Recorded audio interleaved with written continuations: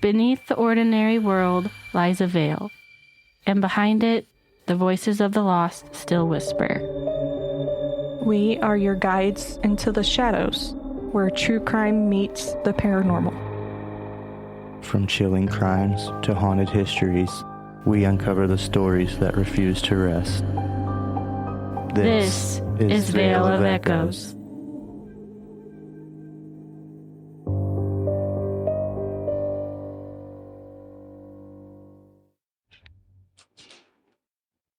Downtown Los Angeles, a city built on dreams, and the shadows that follow them. And standing in its center, like a scar that refuses to fade, is a building that has outlived nearly everyone who has walked through its doors. The Cecil Hotel opened in 1924, a monument of marble and gold, meant to shine with promise. But it didn't take long for that shine to rot. By the time the Great Depression hit, the Grand Lobby had become a graveyard for broken dreams. People came here chasing hope, but hope doesn't last long when despair lives in the walls. Men jumped from windows, women vanished in the night, and death became the most loyal guest of all. Some say it's the building, that it feeds on sorrow, that every tragedy leaves a mark, a memory, a taste, and it's still hungry. One of its residents was a man the world would come to fear. Richard Ramirez, the Night Stalker. He prowled the city at night, then he returned before sunrise, his victim's blood still clinging to his skin. He lived on the 14th floor, and no one seemed to notice the evil walking past them in the hallway. Decades later, another guest checked in, a young woman named Elisa Lam. She was seen acting strangely in the elevator, pressing buttons that led nowhere, hiding from something the camera couldn't see. Then, she disappeared.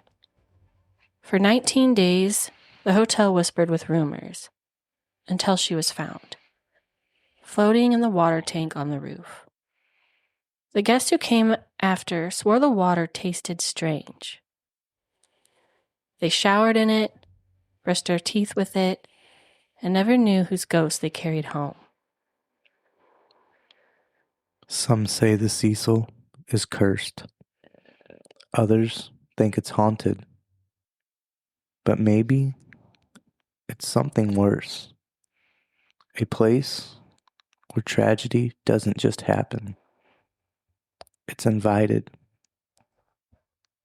Because here, the dead never check out.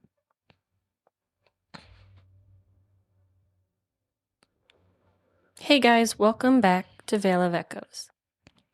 We're your host. I'm Lyndsay. I'm Zach. And I'm Bria. Each week we guide you into stories where reality and terror blur, where faith is tested, fear takes shape, and the echoes of the past refuse to be silenced. I just want to say something. Can you guys believe it's already been 1 month almost doing this? Yeah. I'm good with it too. I think it's fun. Hell of a lot better than my day job. Oh yeah, definitely. I agree with that. Hey, I mean, I like working with animals, don't get me wrong. Yeah. But this is much better. Yes. Mm-hmm. Yeah, I agree. I enjoy being a nurse too, but I have more fun doing this. Before we begin tonight's case, we want to thank you, our listeners. Every follow, every review, every voice that joins us strengthens the course of echoes that carry this show forward. You are now part of this journey, part of the veil we walk together. And if you'd like to help our echoes reach even further, leave us a rating or review whenever you listen.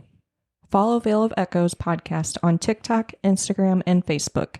where we share behind the veil moments, haunting visuals, and upcoming episode clues. Your support keeps the lantern lit and guides new souls through the veil. And tonight, we check into a place where despair has permanent address, where killers and victims once slept side by side, and tragedy dripped through the pipes like running water.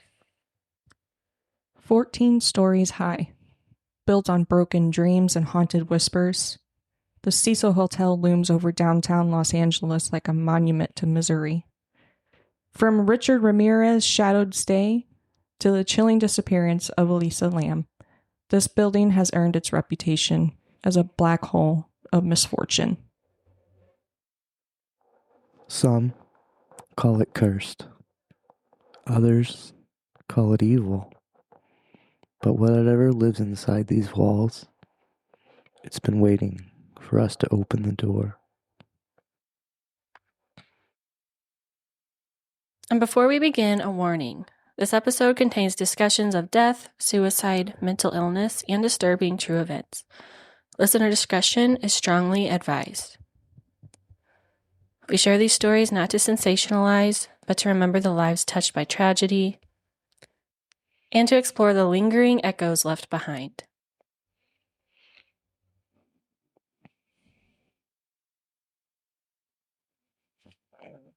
Before the Cecil Hotel became a symbol of dread, it was a dream. A 700-room marvel, 14 stories high, born from the ambition of a hotelier, William Banks Hanner, a man who believed Los Angeles would be the new American paradise. He spent more than $1 million, a fortune at the time, to craft his masterpiece. He couldn't have known he was building a monument to misery instead. The lobby glittered with crystal chandeliers. Velvet drapes caught the California sunlight.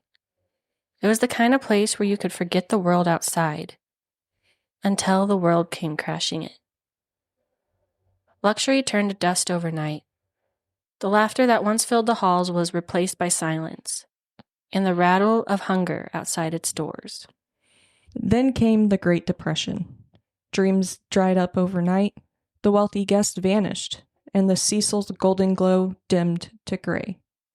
By the early 1930s, downtown Los Angeles had begun to rot from the inside. Skid Row stretched out around the hotel like a spreading infection, a haven for the desperate, the addicted, and the forgotten. And soon, those lost souls began wandering into the Cecil. Not for luxury, but for shelter. They called it a place where people came to disappear.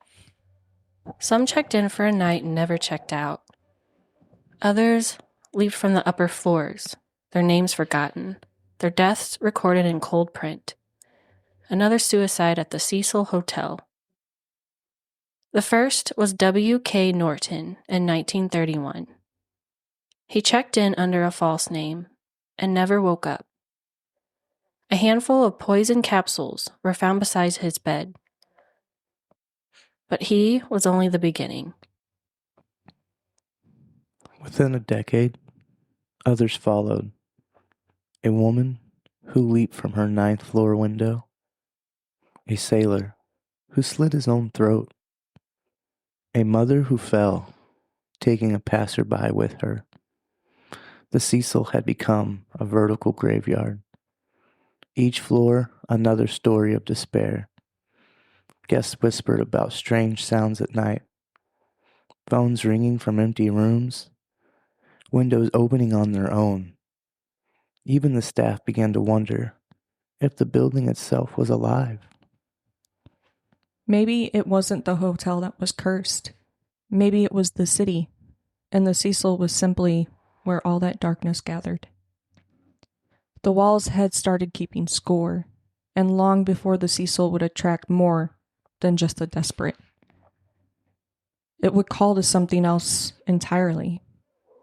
Something evil wearing human skin. Decades passed and the Cecil's reputation only darkened. By the 1980s, the monsters weren't hiding under the beds anymore. They were renting them. So many lives lost, all in one building. You almost have to ask, is that coincidence? Or does evil attract evil? It feels like the Cecil became a magnet, like all the despair pulled something darker toward it. Something that didn't just visit, but made itself at home. And the first soul to pay that price wasn't a killer at all.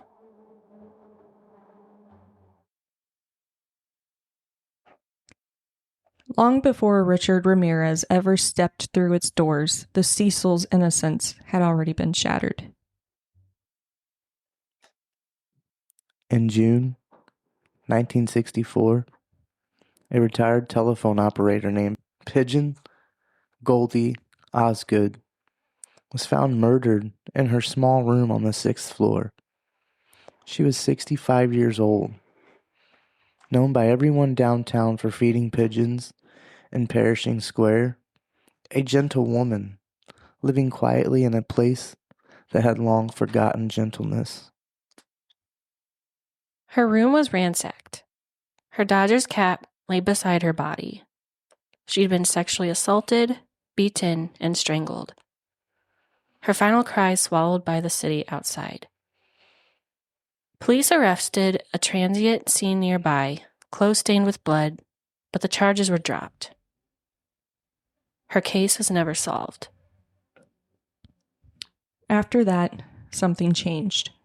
The hotel stopped attracting tourists and started collecting ghosts. The laughter faded. The corridors grew colder, and the walls began to listen. By the late 1960s, the lobby was filled with drifters, addicts, and the forgotten. The hotel that once promised luxury had become a monument to the city's decay. All right.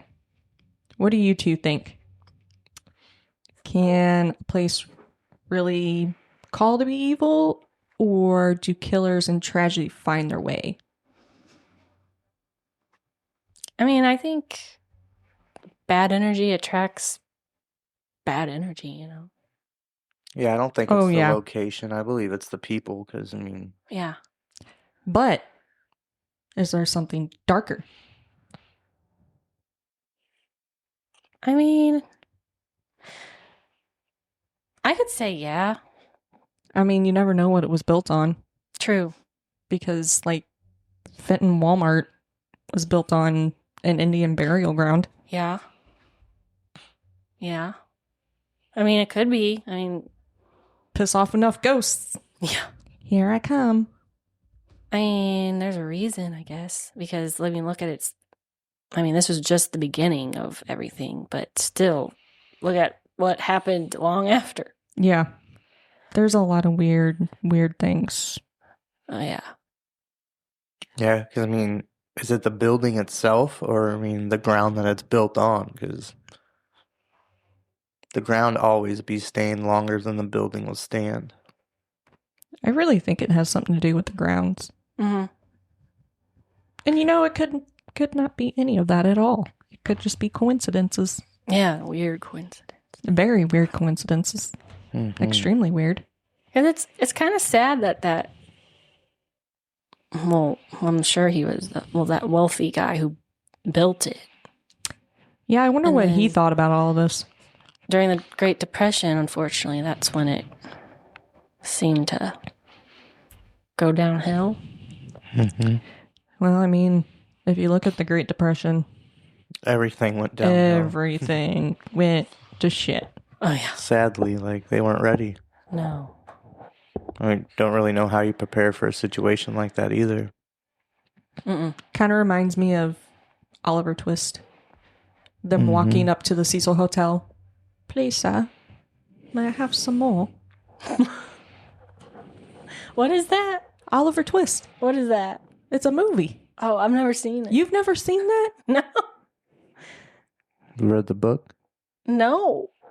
What? You need to look it up and watch it. What is it? Oliver Twist. Well, It's about an orphan. Oh, the Cecil Hotel? No. Okay, I was like, No.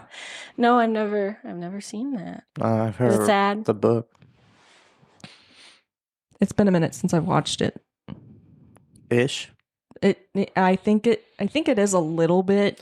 Nothing like a boy in the striped pajamas. No, 'cause I will no, not watch no. that. No, nothing like that. No. I won't watch that one. Hell no, nothing like that. That's awful. That I haven't even watched that, and I already know what it's about, and I won't watch it. Fuck Hitler. No, once you understand, then you don't want to entertain the idea. Like, Yeah. I've heard enough. Yeah. I already No, know. thank you. Oh, those poor babies. I don't know. Yeah, it's not Yeah. something you need to revisit, like the Trail of Tears. Yeah. You know, I actually have, from, doing air quotations right now, my grandpa had given me a bag full of rocks. And 4 of them in there were translucent. Mm-hmm. He said that they were Indian tears from the Trail of Tears, that they were from the women. Jeez. Oh. Yep. That's creepy. I need to find them. That's cool, but it's sad. Yeah, he brought them to me, and there That'd be was cool. 4 of them. And he's like, this came from the Trail of Tears. I was like, So are they rocks? pretty much. It's like from the trail, I guess. Mm-hmm. Huh. That's cool. Yeah. Sad though. Yeah. Some dark history there. Oh, Mhm. extremely dark right there. Yeah. That Trail of Tears was not good. No. The whole coming to America wasn't good. No, it was not. Assholes. But anyways. Enough about being assholes. That's depressing. But yeah, I don't know. I've always wondered that, because some places they just don't witness darkness. I guess they kind of invite it. Yeah.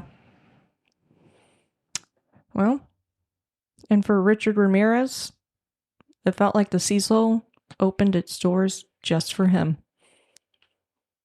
By the 1980s, the Cecil Hotel wasn't a place of glamour anymore. The marble floors were cracked. The once golden lobby was gray with dust. The guests weren't businessmen or travelers now. They were the lost, the addicted, the desperate. 14 stories of silence and decay. And somewhere within that silence, evil moved in. He was tall, lean, with hollow eyes that looked both dead and burning. A man who drifted through Los Angeles by night like a ghost made of violence. He reeked of cigarettes and decay. His teeth were rotting, his hands always trembling. But behind that twitching shell lived something cold, patient, and hungry. His name was Richard Ramirez, but the world would come to know him as the Night Stalker. His terror began in 1984. Random, senseless, unstoppable. He targeted the innocent and the vulnerable. He slipped through unlocked windows, creeping into the homes of families who had gone to sleep believing they were safe. He raped, tortured, murdered. And before he left, he scrawled pentagrams, symbols of Satan, on their walls and bodies. The media called him a devil. The police called him a phantom. But when they finally found him, he was living in plain sight, inside the Cecil Hotel. Room 1402, a single room on the top floor, where the hallway smelled of mildew and desperation. He paid in cash, no questions asked. The kind of guest the hotel had learned not to look at too closely. Residents would later remember seeing him coming back just before dawn. Barefoot, eyes unfocused, his clothes smeared with something dark. He'd walk straight through the lobby, past the night clerk, past the broken elevator, and vanish into the hallway without a word. okay, like I had told you earlier, how can the night clerks just, watching this tweaker looking guy with blood all over his clothes walking through the lobby, like, oh, it's just another, I'm not going to ask questions. I mean, he's probably like, I ain't fucking with that today. I'm just here to do my job. Well, Go on about your day. Just go to your room. I didn't see anything.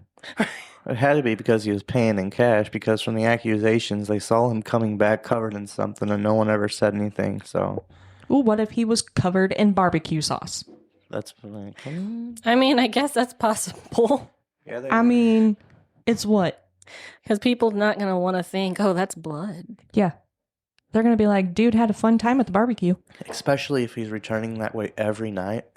And he stayed there for a few weeks. So he was doing it like every night. Like, okay, one night, all right. I'll be just like, okay, this guy's weird, but every single night. Yeah. Like, bro, where's your shoes? What? You come in here every day without shoes. What the fuck? Yeah. Where's your damn shoes? No shoes, no shirt, no service. Yeah, exactly. I don't know. Yeah, I was just wondering, like, I want to know what the night clerk thinks today, like, who was working. As if the night clerk is still alive. Yeah. That's the one thing I want to do. I want to go back and, like, interview the people that saw him last, that, like, onto his case, but no one would listen to him. Yeah. Like the woman in Jeffrey Dahmer. Like, she knew something was going on in that apartment, and she was not having it, and they did not believe her. Yeah, the cops are fucking stupid in that whole situation. Sometimes he'd stand at the window of his room and stare down at the city he was tearing apart. No one knows what he was thinking in those moments. But maybe he felt untouchable. Maybe he thought the Cecil itself was protecting him. The hotel was a perfect accomplice. It stood on the edge of Skid Row, a maze of alleys filled with addicts, homeless souls, and forgotten faces. If screams echoed in the night, no one looked up. No one called for help. At the Cecil, horror blended with the ordinary. And when Ramirez was finally arrested in August of 1985... Are those the chinchillas? Oh, there's been weird-ass noises around here tonight. Because swore the door was... you were knocking at the door earlier and no one was there. And I thought it was 3 knocks, but Zach said, no, it was 2. I'm like... All right, I'm out. Well, okay. Bye. It's you, cat. Stop it, Chester. Winifred. Yeah, they knocked the toys out of the window. Chester's like, hey, you always bully me. Oh, here he comes. Him's a good kitty.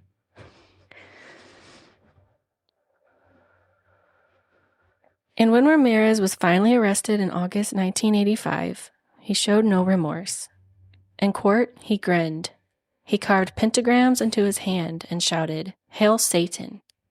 And somewhere in downtown Los Angeles, the Cecil stood silent, as if watching its favorite guest being taken away. Even after his capture, people said the hotel felt different, colder, like it had absorbed something, as if the evil he carried had seeped into the walls. Guests who stayed on the 14th floor complained of sleepless nights. They said the air felt thick, like the moment before a thunderstorm, but it never broke. Just a pressure that sat on your chest and whispered when you closed your eyes. The staff stopped renting his room for a while. Too many complaints, too many stories. Some said they heard footsteps pacing long after midnight.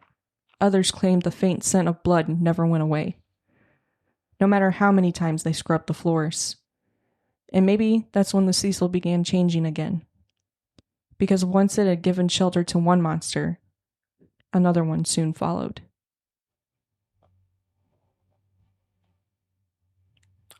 What do you think? Can a place really hold on to what's been done inside its walls? Or does it only feel haunted because you remembered who'd walked through the walls? I think it's a combination. Yeah, I was going to say. I mean, if you're conscious, you're like, oh, Richard Ramirez stayed here. You're going to automatically think, oh, this is creepy. Your mind's going to start playing the small little tricks on you if you sit there and think about it too much. Oh, yeah. And people were renting his room. Would you rent his room? I mean, we were what? We were going to stay in the Lizzie Borden house. True. But would you rent? Hell yeah, I would. Hell yeah. I would, yeah. Why not? It'd be interesting if, like, anything, you would feel anything different. I'd sit and I'd have a conversation with the dude. Be like, what was going through your brain? Why did you do what you did? If you're here with me now, answer the damn question. The candle game with him. Oh, good God. That'd be creepy. The Three Kings? Yeah. I don't know. I mean, I know that's like with your stuff, but. Yeah, you'd have to do like a Ouija board or something with him. Yeah, well, you know what happened to the boy at The Exorcist? Unless you're just going to stand in front of the mirror and be like, Richie. I'm simultaneously moving my Ouija board planche as we're talking. I just think renting his room would be an interesting thing, because if he stayed there that whole time, and then who knows? He said, well, from what we've seen, he was on drugs.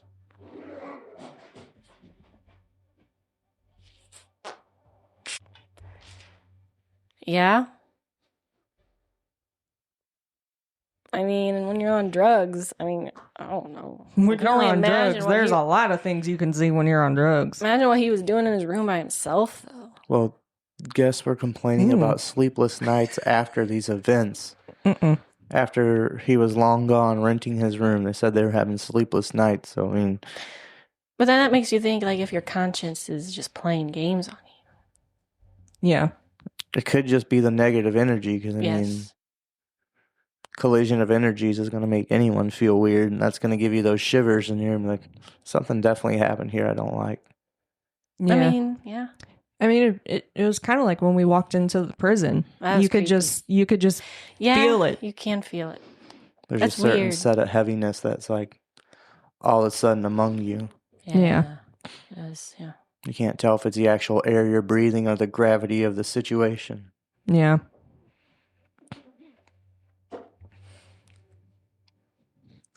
Because the next man who checked in didn't come to hide from evil.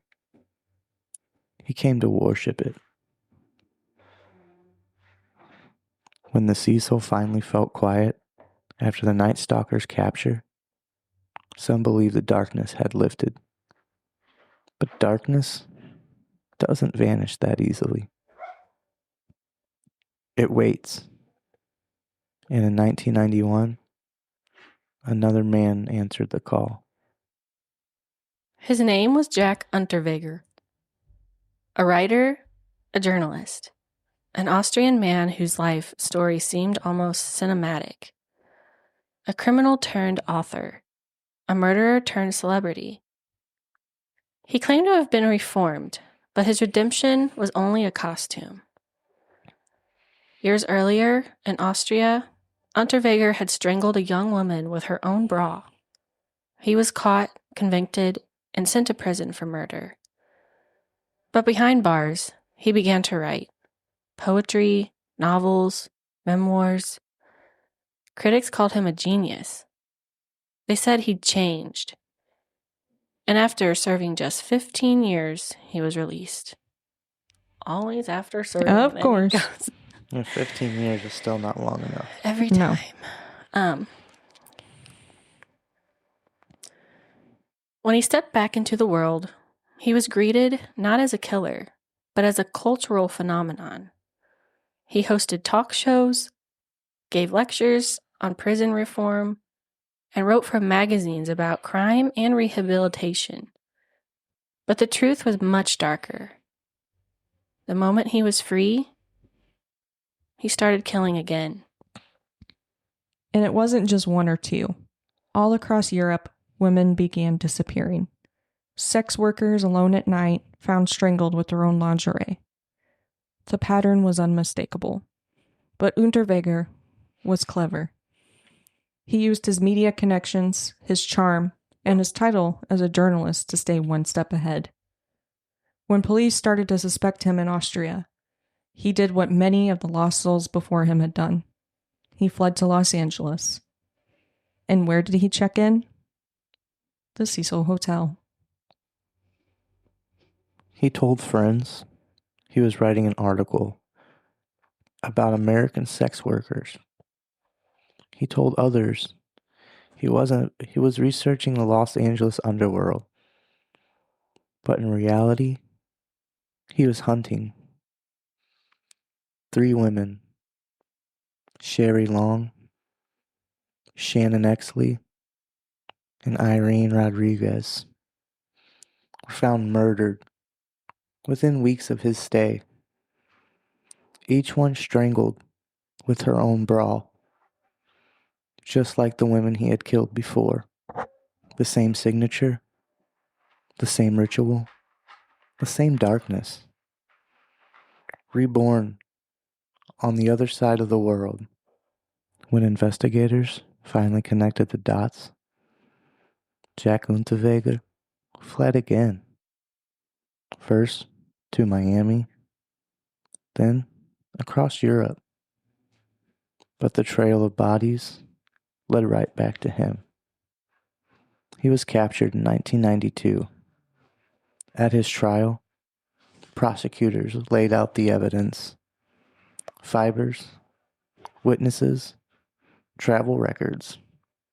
The mask of the reform writer shattered. And when the guilty verdict came down, Jack Unterweger was sentenced to life without parole. But he never made it that far. That same night in his cell, he took his own life, using the same method he'd used on his victims: a length of fabric tied in a single perfect knot. They say his final words, written in his notebook, were a single line: I am tired of the darkness. But the darkness wasn't tired of him. And like Ramirez, his shadow never left the Cecil. Don't you think it's kind of wild to think that these 2 serial killers from 2 different parts of the world both found their way to the same hotel? It is a little weird. It's a beacon. That is weird. Beep, beep. It's a beacon for all them fucked up assholes. Like we said earlier, negative energy attracts negative energy, I guess. Yeah, and it attracts a bunch of fucked up assholes. Yeah. That's what it does. The location it was in too wasn't the best. But Because if the Cecil Hotel was ever just a building, by the time Unterweger left, it had become something else entirely. And it wasn't done claiming lives.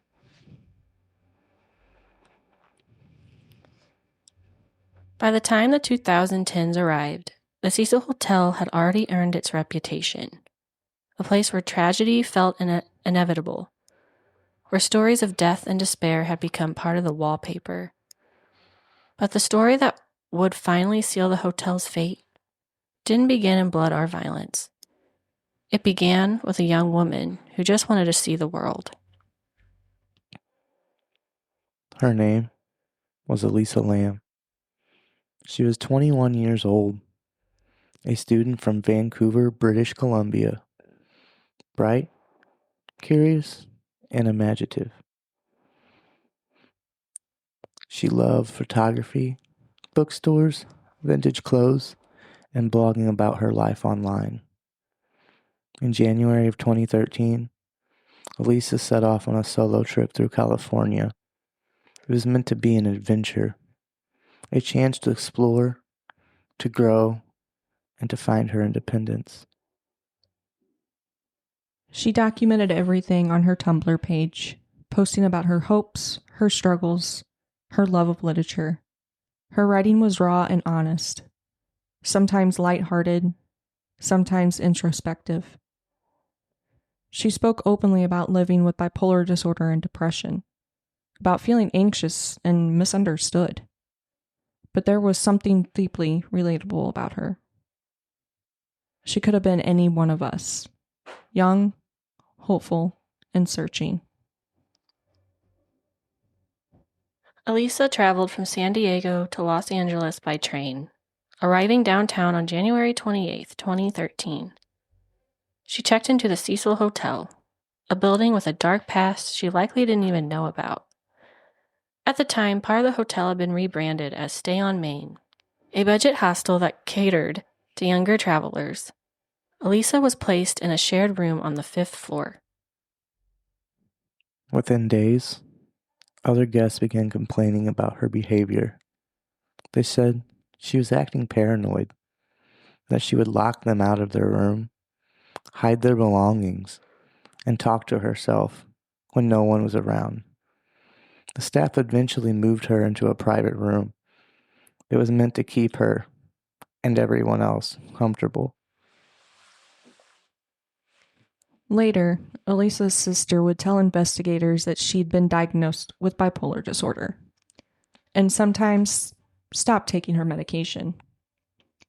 When she did, her moods could swing suddenly, and she would occasionally behave in ways that frightened her family. Moments of confusion, bursts of energy, and paranoia weren't new to her. They were part of her illness, something she was trying to manage alone in a strange city in a hotel already steeped in darkness. She was still calling and emailing her parents every day, trying to stay grounded, to prove she could do this trip on her own. But on February 1st, those calls suddenly stopped. When she failed to check in for her next destination, Santa Cruz, her parents called the Los Angeles Police Department. They flew from Canada to help with the search. Police searched the hotel, every hallway, every stairwell, every room they could access. They used search dogs. They interviewed guests and employees. But the Cecil is a labyrinth of hallways. And parts of it, like the roof and old maintenance areas, were locked off to the public. There was no trace of Elisa. Then, on February 13th, the LAPD released something that would change everything. A 2-minute security video taken from one of the hotel's elevators. What it captured defied explanation. In the footage, Elisa steps into the elevator alone. She presses multiple buttons, and the doors stay open.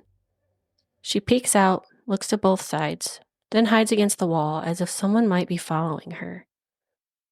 She steps out, back in, and presses more buttons. Still, the doors don't close. At one point, she stands in the corner and moves her hands in strange, almost fluid motions, like she's talking to something invisible. Then, suddenly, she walks out of the elevator and never comes back. The video went viral overnight. Millions of people watched, rewound, analyzed, trying to understand what they were seeing.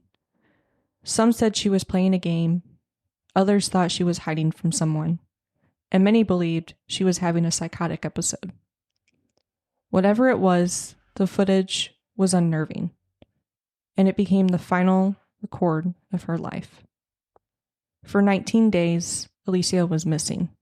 Her parents stayed in Los Angeles, posting flyers and pleaded for answers. The search expanded, nearby rooftops, alleys, even sewers. Still nothing. Then, on the morning of February 19th, guests began complaining about the hotel's water. They said the pressure was low, and that it came out dark, and that it tasted off. A maintenance worker named Santiago Lopez was sent to check the rooftop water tanks. He climbed the narrow staircase, crossed the platform, and lifted one of the heavy steel lids.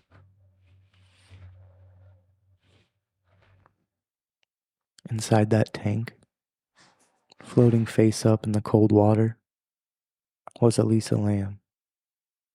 Her body was nude.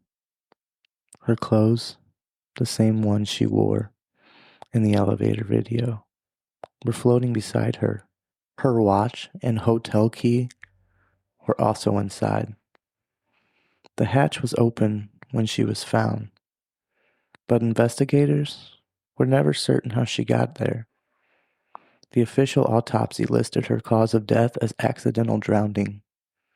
No drugs or alcohol were found in her system, only trace amounts of her prescribed medications. But there were inconsistencies.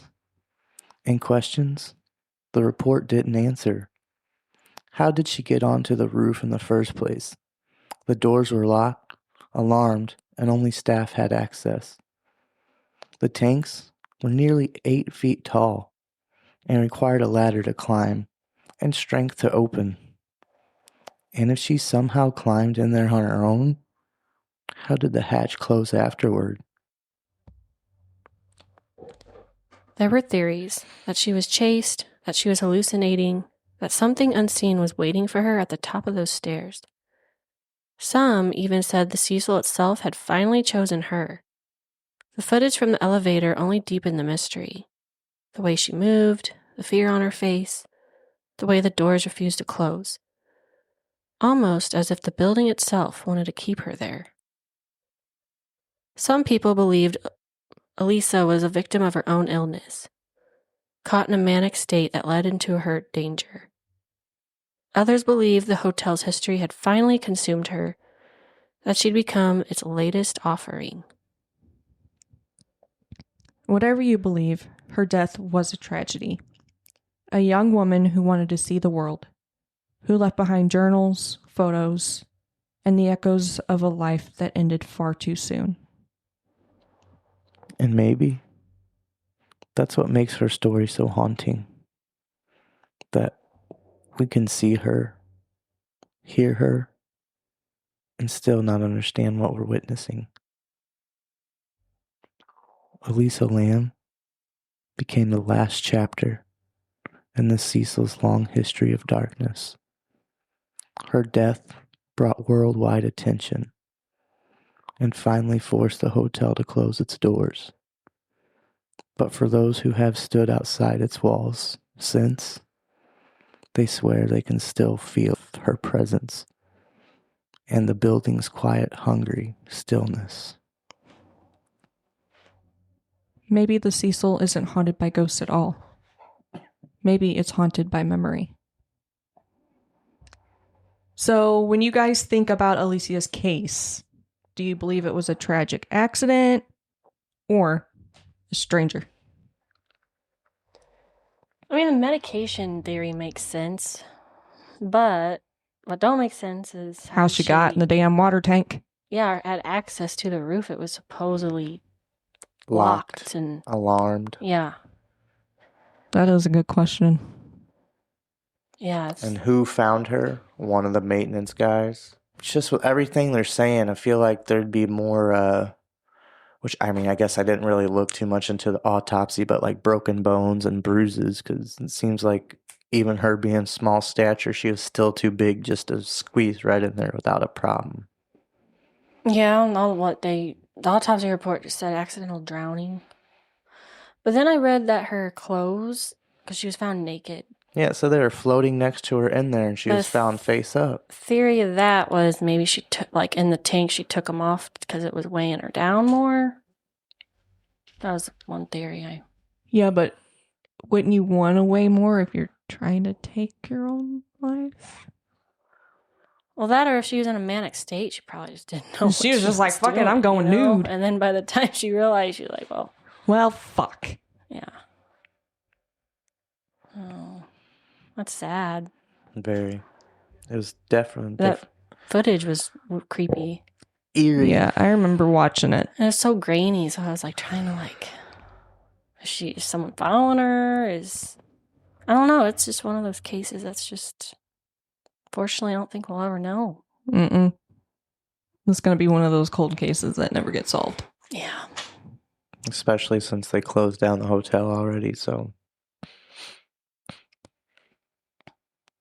Because whatever happened to Elisa Lam, it feels like the Cecil Hotel was waiting for her. When the news of Elisa Lam's death spread, so did the theories. They multiplied like whispers through the dark, each one more unsettling than the last. Some pointed to the history of the hotel, its endless chain of suicides and murders. They said the building itself was cursed, that the walls had soaked up too much pain, too much fear, until they began to echo it back. Others turned to science, to the elevator's mechanics, to mental health, to the tragic randomness of human fragility. But for every rational explanation, there was one shadow that refused to fade. People studying the video claimed her hands were moving in patterns, like she was trying to communicate with something unseen. In slow motion, it almost looked like she was pleading or bargaining. Internet sleuths dove in headfirst, frame by frame, theory by theory. Some believe she was playing the elevator game, a ritual said to open the door between worlds. Press the buttons in the right sequence, and the doors won't open to another floor. They'll open to something else. Yeah, creepy old woman. The last rule of the game says, if a woman enters the elevator, don't look at her, don't speak to her. She isn't human. And in that video, just before Alicia disappears from view, she looks like she's talking to someone. But there's no one there. Whatever the truth behind that elevator footage, Elisa's story wasn't the first time despair reached its breaking point at the Cecil, and it wouldn't be the last. If the Cecil Hotel is haunted, some say it isn't by killers or victims, but by the countless souls who chose to end their stories here. From the moment it opened its doors, death became one of its most frequent guests. The first was in 1931. A man named W.K. Norton checked in under a false name. Days later, he was found dead in his room, a bottle of poison beside the bed. He'd just lost everything in the Great Depression. The Cecil had only been open 7 years. Then came the jumpers, men and women who climbed the upper floors, 14 stories above the streets of Los Angeles. Let gravity finish what despair began. During the 1940s and 50s, it happened so often that local papers stopped printing their names. Staff started calling them the fallen ones. One of the most chilling cases came in 1962. A woman named Pauline Otten argued with her husband, then leapt from her 9th floor window.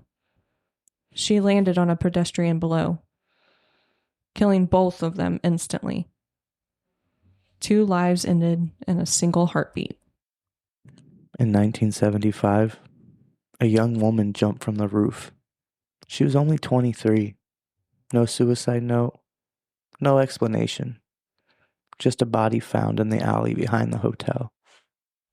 To this day, no one knows her name. That's sad. Mm-hmm. Yeah. Over the decades, at least 16 people are known to have taken their lives there. And if you count the ones who vanished, the number is likely far higher. Each floor has its stories, each room its final breath. Maybe that's why the Cecil feels different. It doesn't just hold death, it absorbs despair. It's not just haunted by what's been done, but by what's been given up.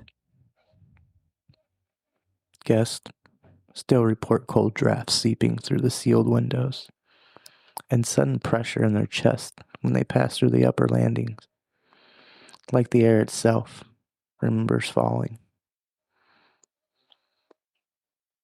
And maybe that's the real curse of the Cecil.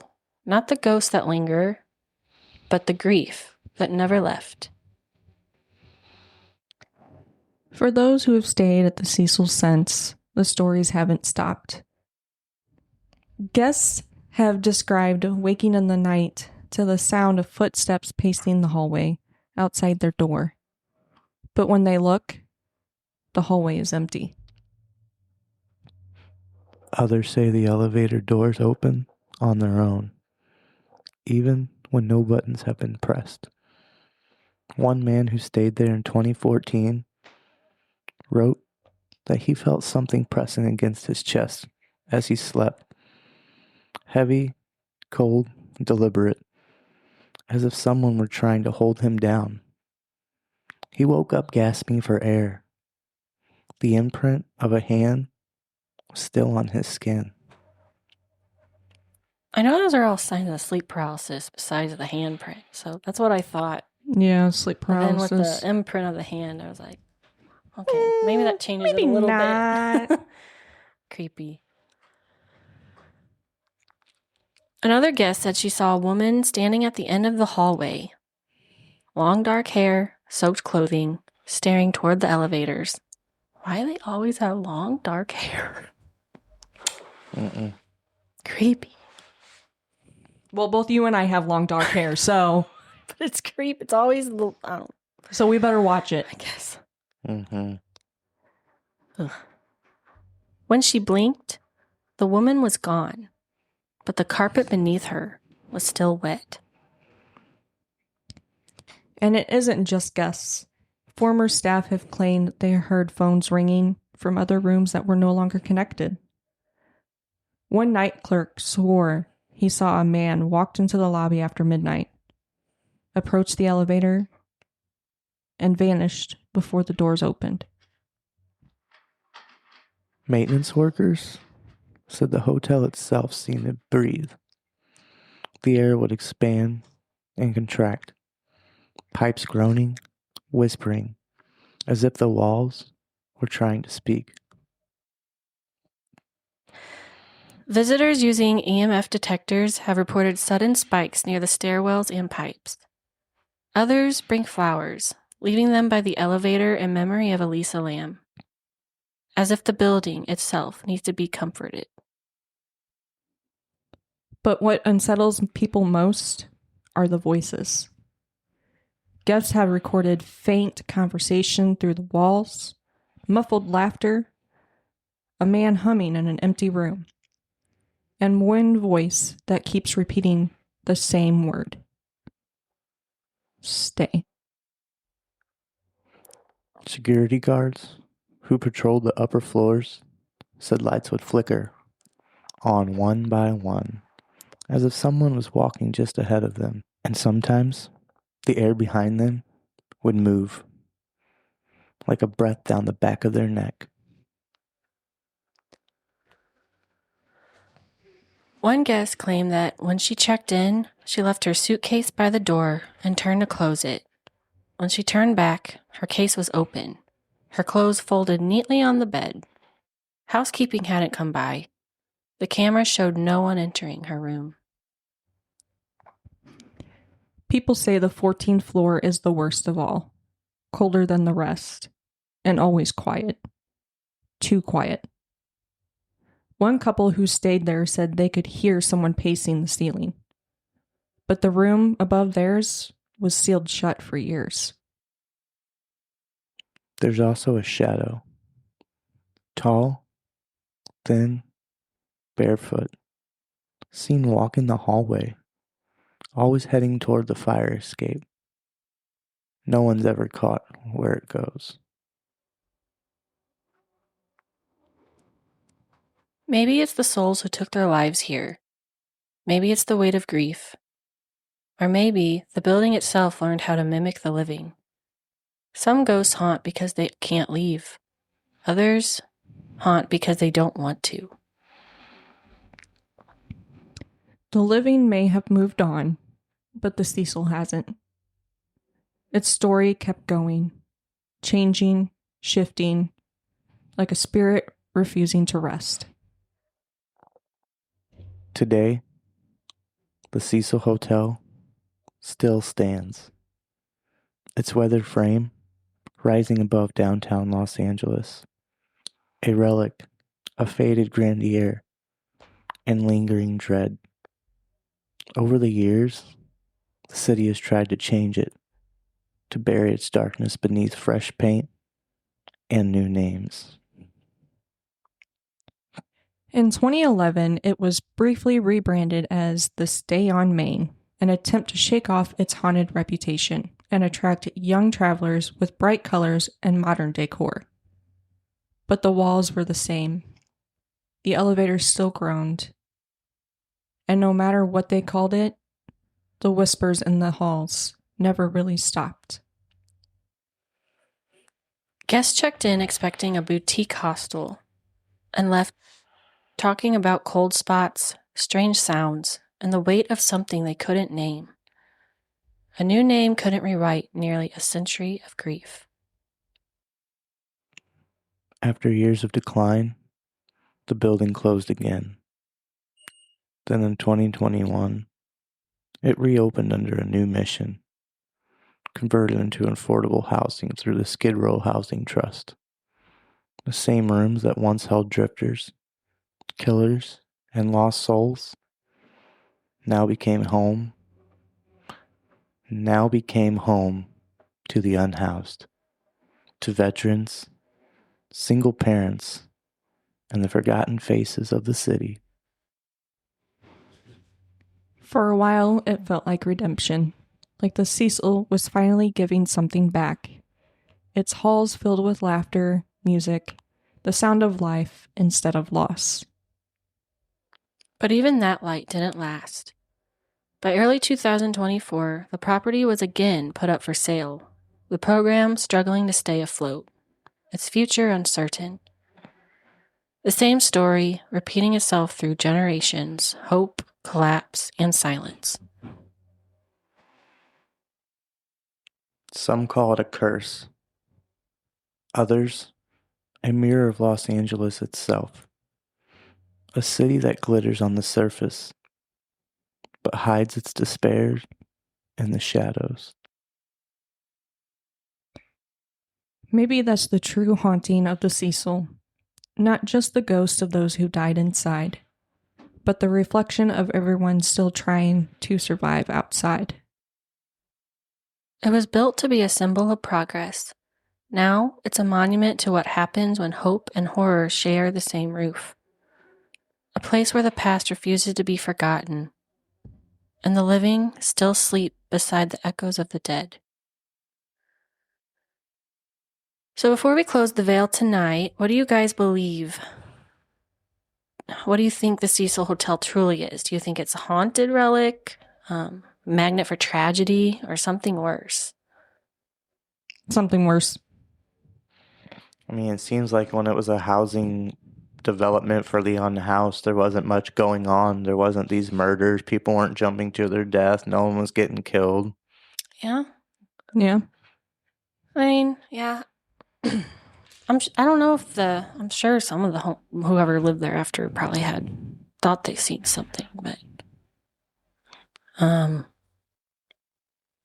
mean, it's I think very dark spot. it just had a bad reputation. Lots of bad things happened there, unfortunately.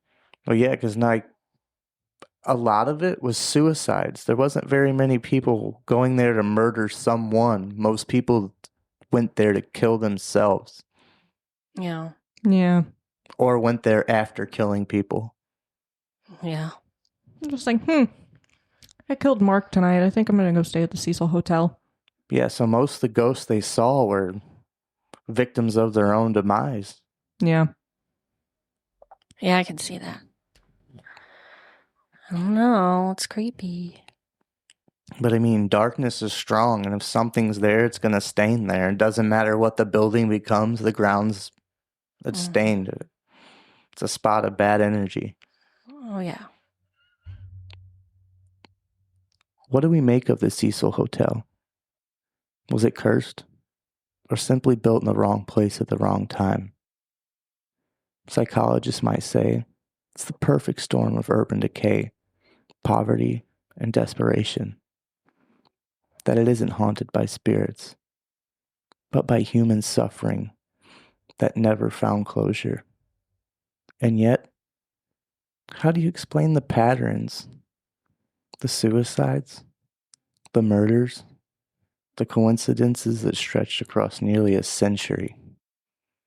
How do you explain two serial killers worlds apart, finding the same walls to hide behind? Or a girl in an elevator who vanished from a locked building, only to be found in the one place no one thought to look?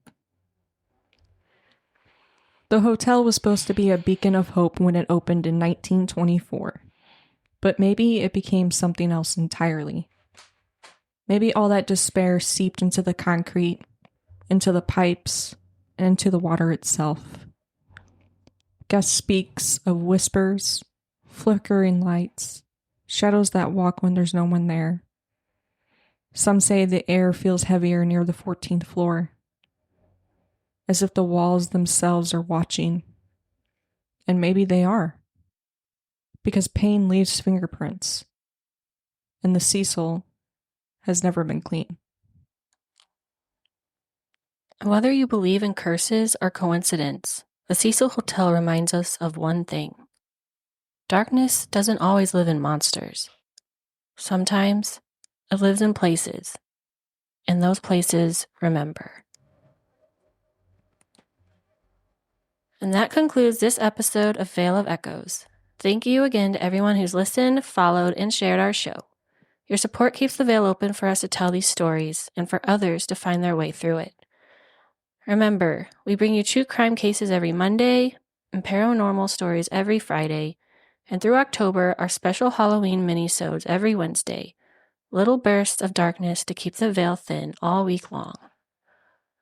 If our stories have stayed with you, take a moment to leave a rating or a short review on your favorite podcast app. It might seem small, but every single one helps more listeners step through the veil with us. Make sure you're following Veil of Echoes so you never miss what's next. And if you want to step a little farther through the veil, follow Veil of Echoes on Instagram, TikTok, and Facebook for behind-the-scenes moments, case clues, and eerie glimpses between worlds. Next week, we stay in Los Angeles, but this time, the horror isn't confined to hotel walls. A young woman chasing the Hollywood dream will become a legend of death and mystery. Her name was Elizabeth Short, but the world would come to know her as the Black Dahlia. She came to the city looking for fame, but found only darkness waiting beneath the spotlight.